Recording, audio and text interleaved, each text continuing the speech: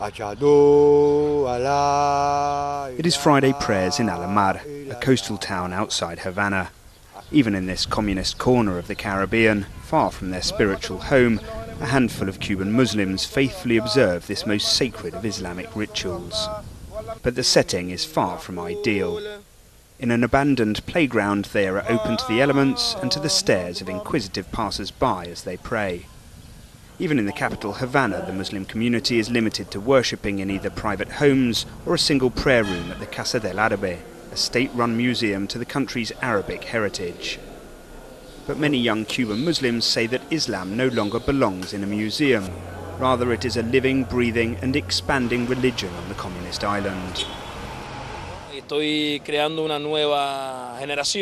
part of a new generation of Muslims in Cuba, says recent convert Ibrahim Abdulaziz.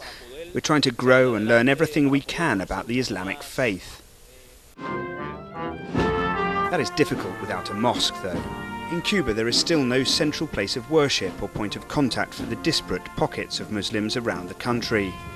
During his recent state visit to Havana, Turkey's President Erdogan urged Raúl Castro to let his country build the first mosque on Cuban soil. But Turkey's petition may have come a little late. Another Muslim nation has already sent in the earth movers. This sign and this patch of land is the closest that the Muslim community in Cuba have come to having their own place of worship. But even this is a significant step. Many Cuban converts to Islam feel that with the new sense of openness on the island, they may see the mosque finished within the year. One place where Muslims can gather and pray is the home of Imam Yahya Pedro Torres, the president of the Islamic League of Cuba. Over cups of sweet tea, he admits it's not easy to lead a strict Muslim life in Cuba, but denies that Muslims on the island follow a form of Cubanized Islam. No hay Islam cubano ni chino. There is no Cuban Islam, nor Chinese, Czech or Russian. It's the same Islam for everyone, based on what Allah orders in the Quran and what the Messenger of God, the peace and blessing of Allah be upon him, has taught us.